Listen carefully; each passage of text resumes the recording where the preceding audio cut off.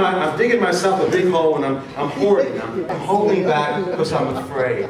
Y2K, we had so many canned vegetables in the house, the beans and the rice, and we were living in a condo in Puako in Hawaii, and every closet was just jam-packed with stuff because we really thought that that was going to be what was going to happen, and we were ready for it. We ended up with a lot of extra vegetables to share with a lot of people. We ate beans after beans after beans. It's not about hoarding and holding on or being afraid. It's not about not being wise.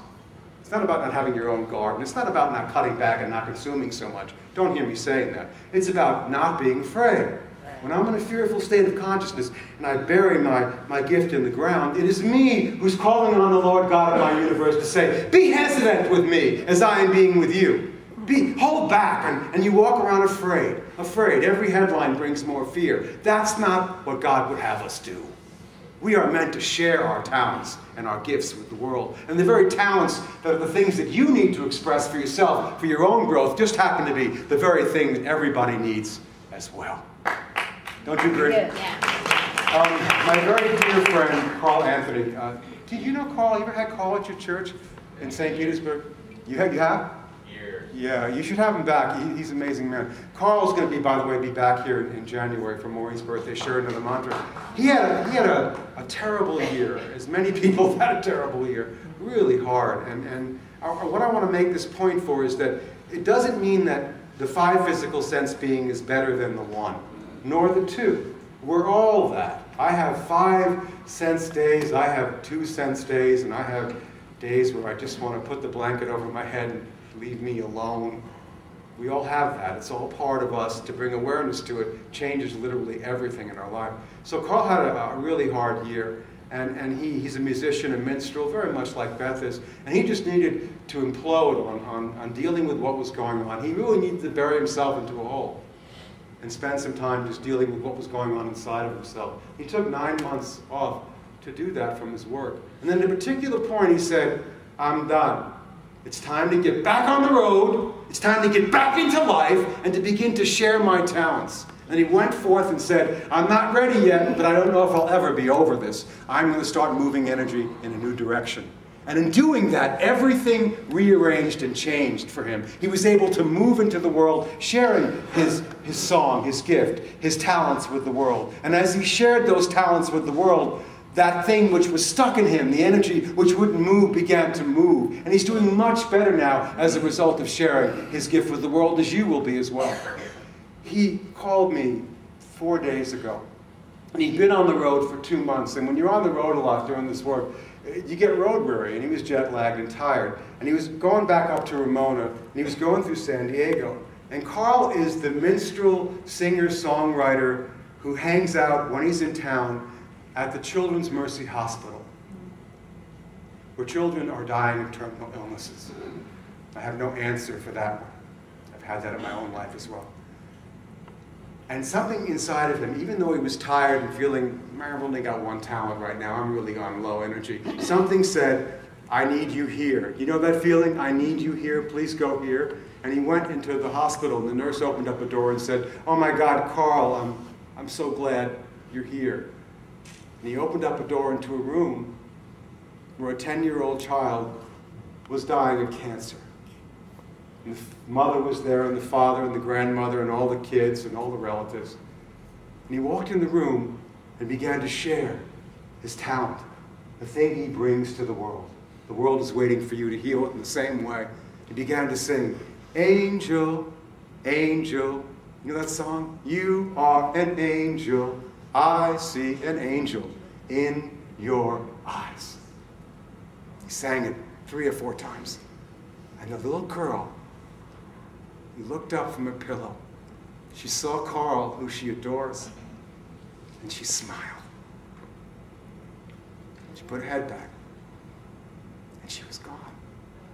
That was her last breath.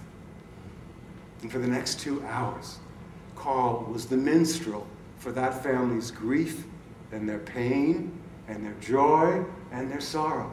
He sang Amazing Grace. He sang the Lord's Prayer. He sang Paco Bell Cannon. He made up songs, whatever they wanted. He let his vehicle, be a voice and a channel for his own two hands to give what was most needed in the moment. And he said when he left that room, he was filled with presence. He felt alive again in a way he hadn't for months, because he'd given what was his to give. And as he gave it, it was given unto him.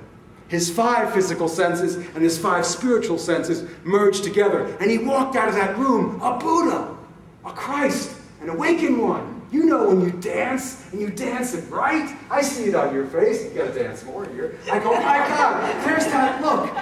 There's Beth on the piano. I can do that. I can play that. I know how to do that. There's all of you with all of your talents when you sing, I see skies of blue, seas of green. It's like, there it is, there it is. And don't you feel great when you do that? Why do you think we're addicted to this? Because we give it, and we get it. It's just as much a gift for us as it is for you. We're teaching what we most need to learn. We're giving it so it comes, and we're given unto us. Wow, it's wonderful. It doesn't remain at this level, please hear me. But it is a gift. And when you share whatever your gift is, whether it's your time, your talents, your treasures, your ability as an accountant, whatever it is that you do, just to be a presence for someone, just to hold someone's hand. Everybody has their own little thing that they do. Don't think it's little. It's your talent, and it's big, and it's huge, and don't be afraid to share it. I wanted to share this lesson summation because I think it's personally brilliant. And when I found out that there was going to be no printed copy of it, I went, oh, I hope the machine works, because I spent hours on this, and this is good. Pretend you like it too. We are more than just our 5 physical senses. When we awaken our 5 spiritual senses, we double our purchasing power in the kingdom of heaven consciousness. Ministers, man, we're so full of ourselves. Turn those buttons down, quietly. When the outer sense merges with our inner sense, in a sense, it all makes sense. To bury our talents in the ground is to watch them wilt away, rust, and die. We are all called upon to use our talents and watch them increase and grow. But also be aware when you need to hold back a bit. That's okay too. There's no judgment or condemnation in that. And finally, awareness is the currency of the kingdom of heaven. Every state of mind, good or bad, is a kind of awareness, stamped with the invisible power of the universe. It has authority and purchasing power. It's legal tender for every transaction in the human experience. So, beloved Beth, as you go forward and share your gifts with your own 2 hands, as I know that you will, and as we weep and gnash our teeth watching you leave and cry for the parting, for the saying goodbye to you, there'll be others on the other side in a place called Phoenix, Arizona, ready to take up the glad shout, lucky us! Lucky us! Here she comes. Here she comes. You will be a blessing no matter where you go, no matter what you do. And I want you to know next week, because she's never done taking her next step. This woman never stops growing. That's what I love about her. She's in every class, taking her next step, learning how to deepen her awareness of her talents to share. She's taking the Oneness Blessing training. She's going to be here all weekend. So next week when you come back for the church service, after the second service, she will be a Oneness Blessing giver. And she'll put her hands on top of your head. And I guarantee I can't wait to get my head underneath this woman's hands. Thank you, Beth. We love you. We bless you. We appreciate you. We behold the love and the Christ and the goddess and the beautiful Buddha being that you are. We honor and bless our time together. Thank you. Thank you. Thank you. Amen. Our woman, Beth.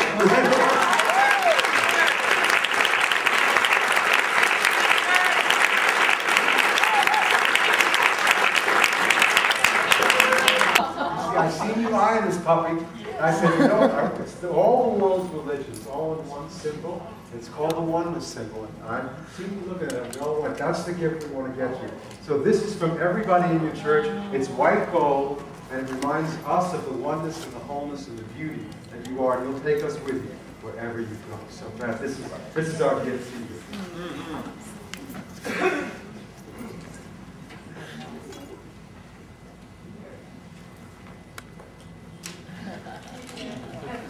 also can't leave without a plaque. This is a certificate of appreciation for 25 years of dedication and excellence.